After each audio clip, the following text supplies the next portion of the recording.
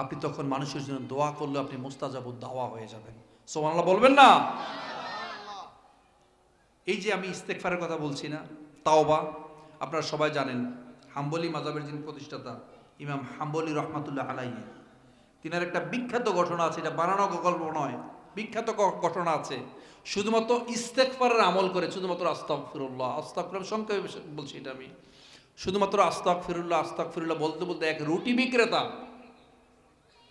তিনি যেই দোয়া করতেন এই দোয়া কবুল হয়ে গেছে। বাবা, আমি উদারত আহ্বান জানাবো, আমার এই জায়গাটা কেন জানি খুব পছন্দের জায়গা।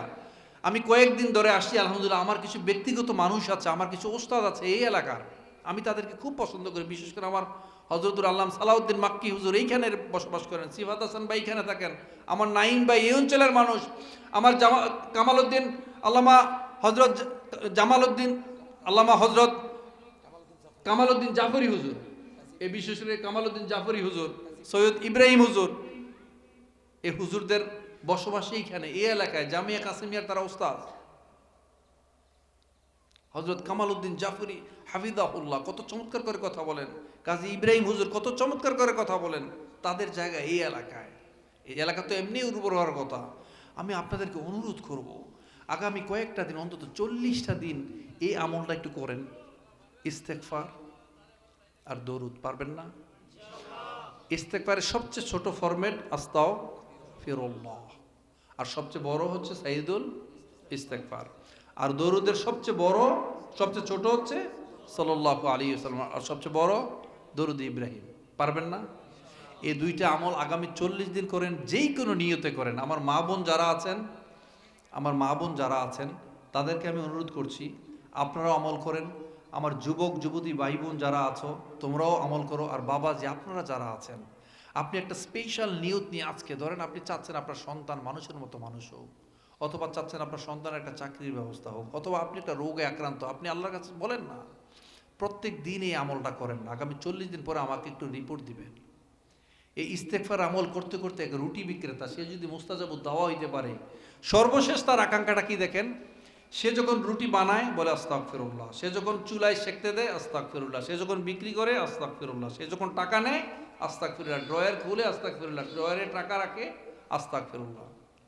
ওই যে যিনি দাঁড়িয়ে আছেন এক মুরব্বী, তিনি হচ্ছেন ইমাম হাম্বলি রাহিমাহুল্লাহ, তিনি এসে দাঁড়াই আছেন, তিনি এসে এটা দেখলেন।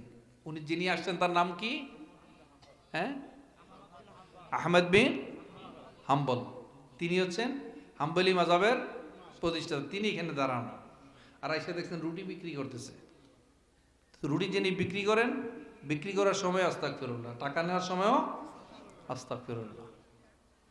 একটা সময় ইমাম হাম্বলি তাকে বলছেন, তুমি এত আস্তাগফিরুল্লাহ বলছো কেন, এত ইস্তেগফার করছো কেন?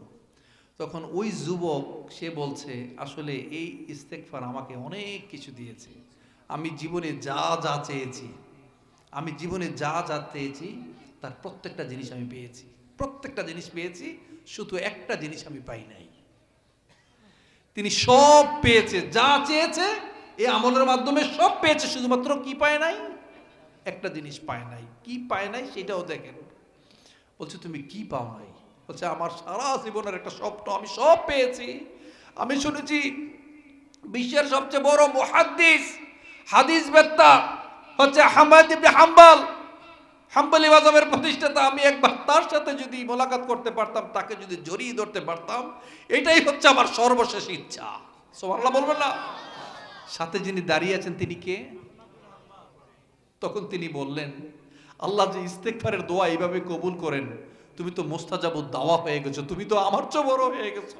তখন জড়িয়ে দিয়ে বললেন, তুমি যাকে প্রত্যাশা করতো সেই ব্যক্তি আমি। এই জন্য ভাই আমি বলি, মন থেকে যদি আপনি আল্লাহর কাছে চাইতে পারেন, যদি বলতে পারেন, ইস্তেগফার আমল করতে পারেন, দরুদ পড়তে পারেন, আল্লাহ তাআলা আপনাকে ক্ষমা করে দিবেন। আপনি মানুষকে ক্ষমা করবেন, আর প্রত্যেকটা মুহূর্তে আমল করবেন। আলা বিযিকরিল্লাহি তাতমাইন্নুল কুলুব। যারা মনটাকে প্রশান্ত রাখতে পারে, যারা সবসময় ইস্তেগফারের আমল করতে পারে, যারা আল্লাহকে ডাকতে পারে, যারা আল্লাহকে ডাকতে পারে, তাদের অন্তরই সবসময় প্রশান্ত থাকে। এই আমলগুলো যদি করতে পারেন, তবে আপনারা ভালো থাকবেন, নিরাপদে থাকবেন। আমি যে কথাগুলো বলেছিলাম, এই কথাগুলো আমরা